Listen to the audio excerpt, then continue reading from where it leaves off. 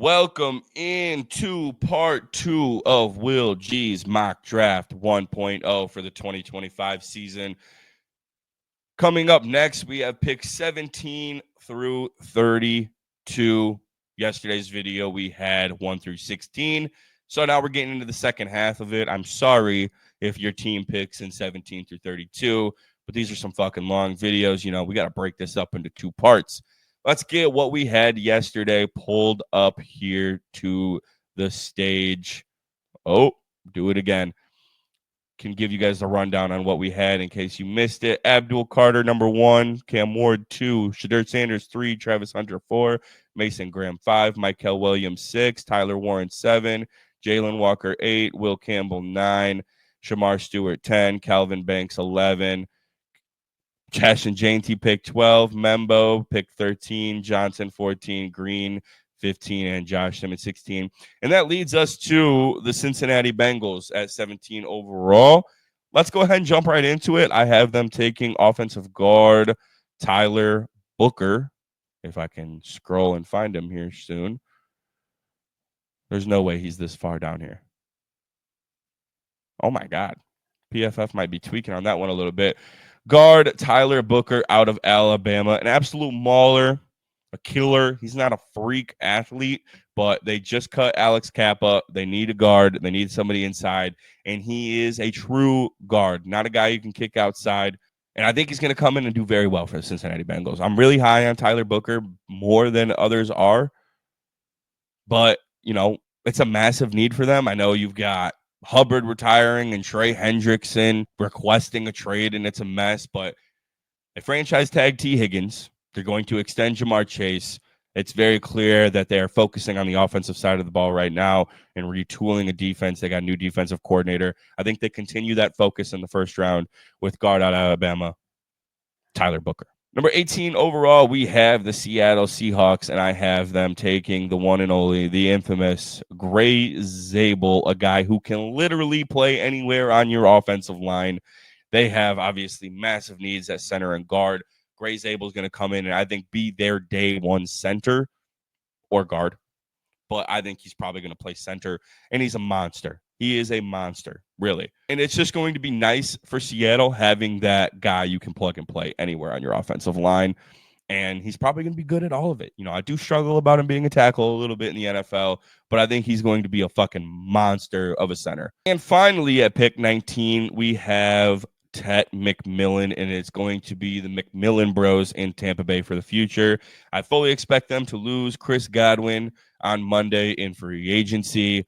Mike Evans is not getting any younger. Jalen McMillan is looking really good, and they need another bigger prototype wide receiver alongside him, Mike Evans-esque. And it's perfect if you want to have the next Mike Evans to have him learn from, Mike Evans himself. It kind of works out perfectly. He's got that massive frame and build.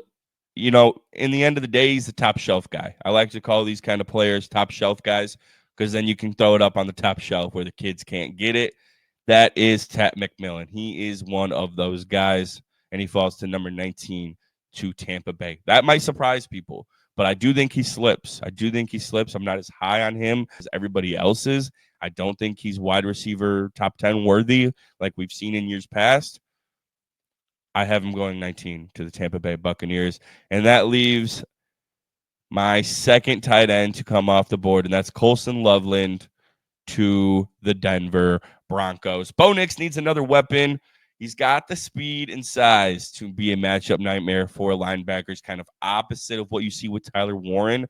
He's a little scrawnier, Colson Loveland, and he's got that good speed for a tight end. He does play a little light. I worry about him being able to get a little rerouted too easy. But, the NFL game is getting a little softer now. So I think he's going to come in. I think Sean Payton's going to dominate with him day one. I think he's going to be a great fit in this Denver Broncos offense. And number 21, we have wide receiver Emeka Egbuka out of Ohio State. They are really in need of a do-it-all kind of weapon on the other side of George Pickens, because George Pickens is kind of the opposite of what Emeka Egbuka is. I don't think Emeka Egbuka has the talent to be a number one wide receiver in this game, but I do think he is going to be a really good number two, kind of like your Tyler Lockett kind of player for a very long time. And he's going to make the quarterback over there their life so much easier. Whoever it does end up being. I'm assuming Justin Fields. And number 22 overall, we have the Los Angeles Chargers. And Jim Harbaugh is going to reunite with one of his boys, Kenneth Grant. I just think it's going to be a match made in heaven. You know, they worked together all those years in Michigan. I think it was probably 2 years they worked together in Michigan. You know, he's got familiarity with his size and strength. And the Chargers are in massive need for some interior help. I know a lot of people have them going on Marion Hampton here. I would not be surprised. But for right now, I have the Chargers taking their old boy, Kenneth Grant.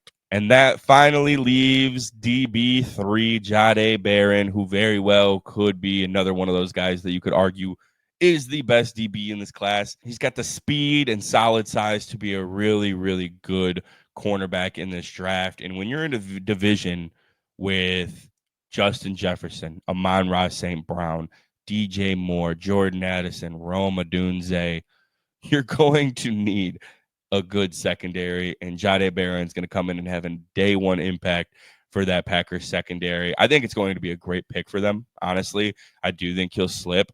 At the same time, by the time I do my mock draft 2.0, he could be one of those guys where the talking heads are saying, hey, this guy's maybe going in like the 13, 14 range. But right now I have him going 23 to the Green Bay Packers. And look, they're staring down the barrel of Jair Alexander probably not being a Packer this year. They're going to need to replace that. They did pretty well without him on the field last year, but Barron adds that little extra leg that they need in their secondary. Number 24 overall, I have the Minnesota Vikings selecting Walter Nolan, defensive interior out of Mississippi. Don't have to dive into this one too much. You know, he could creep his way up into the boards come April, but right now I have him at 24. Brian Flores is going to have a field day with this guy. He had phenomenal production inside at Mississippi State. Some of the talking heads say he has some maturity issues. If there's anyone that's going to whip some maturity into somebody, it's going to be Brian Flores. That guy does not fuck around. Number 25 overall, I have the Houston Texans selecting Luther Burden out of Missouri. Listen, I know they just traded for Christian Kirk. That does not matter. They're not going to have Tank Dell at all this season. Stephon Diggs is gone. They need a wide receiver too for the future. Christian Kirk is not going to be there for the future. In a year, when Christian Kirk is gone and Tank Dell does come back, then you got Tank Dell, Luther Burden, Nico Collins. Nothing to complain or bitch about in any way, shape, or form. Los Angeles Rams, I have them going Josh Connerly, tackle out of Oregon. The Rams really do need to upgrade the outside of their offensive line. Connerly fits that McVay kind of athletic and do it all kind of guys. Very quick, moves to the second level pretty quick. I think he's going to have a good impact for the Rams and help keep Matthew Stafford upright. He's probably going to come in and be a starter on day one. Baltimore Ravens, I have them selecting James Pierce Jr., edge rusher out of Tennessee. A few years ago, well, probably just last year alone, this was a guy who was projected to go number 1 overall. And, you know, his production slid. Off-field worries came into the picture, and now he's found himself at 27 to the Baltimore Ravens. And, you know, they're a well-rounded team who could use some depth at edge rusher. I'm sure he's going to get some pretty quality snaps in year one and trying to work his way into being an above-average edge rusher for the future. But I think this is just going to be more of a project piece for Harbaugh, a rotational guy. Get in there, make some plays, learn a little bit, catch the ropes of the NFL. 28 overall, I have the Detroit Lions fixing their interior with Jesus. Did I pass him? Donovan Jackson. Don't listen to PFF and everything they say.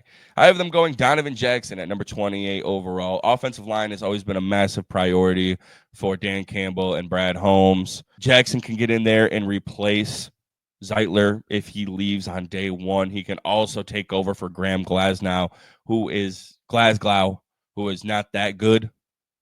But if anything, he could be more for the future, rotate in on some days, filling in for an injury if he needs to, more of just a project guy looking towards the future. I know everybody thinks that they need to go take an edge. Pump the brakes. I think they're going to find one either in free agency or through a trade. Number 29, I have the Washington Commanders selecting Donovan E. I am not going to try and pronounce his last name because I will botch that. Actually, let's give it a go. Ezraku. That's what I'm going to say. I think that's all that needs to be said here. Washington needs help off the edge. It's as simple as that. And this guy had phenomenal production at Boston College this year. 16 and a half sacks, which I believe was second in FBS, but he's only 6'2" and 248 pounds. So I think that's why he's probably slipping down the ranks a little bit. People are a little bit worried about his size in the NFL at edge. I don't think you need to be overly worried about it. I think his athleticism is off the charts. Dan Quinn's going to have some fun with this guy. I think he's going to be a really good player, actually, in Washington in year one. At 30, I have the Buffalo Bills selecting Derek Harmon, defensive tackle out of Oregon. They need help on their interior. Ed Oliver can't do it all. And we kind of saw when they released all of those players, even in their secondary last year, that they're going to be retooling this defense for a few years with draft picks. And that's okay. That's cool because they still went 13 and fucking 4 last year. Extremely impressive. He's going to come in at most or at worst, he's depth. He's depth for your interior. Sean McDermott loves these kind of guys. He loves drafting defense. Derek Harmon is that help that they need. Kansas City Chiefs, I have them taking another defensive interior guy, and that is Darius Alexander out of Toledo. They have the roster to keep adding to their secondary. I know they traded Joe Thuney to my Chicago Bears, but I do think they're going to fill that void with a cheaper option in free agency and focus on the defensive interior. Chris Jones isn't going to be around forever. I think this could be a great player to come in and learn from Chris Jones, get into some defensive rotations under Spagnuolo. And, he's just a very long guy. He's got a solid set of pass rush moves. But, I think that this is going to be the pick. These late round guys for the Chiefs, Bills, Eagles, they're more or less always depth pieces. I swear to God, the Eagles have taken either a corner or an edge rusher, it feels like, or somebody on the defensive line, it feels like, forever now. And speaking of the Eagles, the last pick of the draft is going to go to Malachi Starks. Come in, immediate impact under, oh, wow, we're getting right into analyzing the draft here. He's going to come in and make an immediate impact in Vic Fangio's defense, similar to what we've seen with Cooper DeJean and Quinyon Mitchell last year. Starks is a very smart ball player and a very coveted Georgia defense. He's one of those safeties who can challenge all these deep balls, can challenge these wide receivers in one-on-ones, jump balls, and I think he can probably track the deep ball better than anybody in this draft class, better than some receivers can track the deep ball in this draft class. I will say that. Starks, another one of those guys where I would not be surprised if he starts skyrocketing up the boards come April. But that's going to wrap it up for Mock Draft 1.0. Thank you guys so much for tuning in to part 2 of this. Free agency is Monday, people. I've got a lot coming out. I got free agency predictions coming out tomorrow. I've got a lot of free agency stuff coming out on Monday. I'm going to be posting videos as the day goes on, and I got Around the Loop live Monday night. So we've got an action-packed weekend ahead of us. Thank you guys so much for tuning in to another video. Make sure to hit that subscribe button. I got to start saying that shit. Make sure you subscribe, leave a like, shit like that, all that good shit. Peace.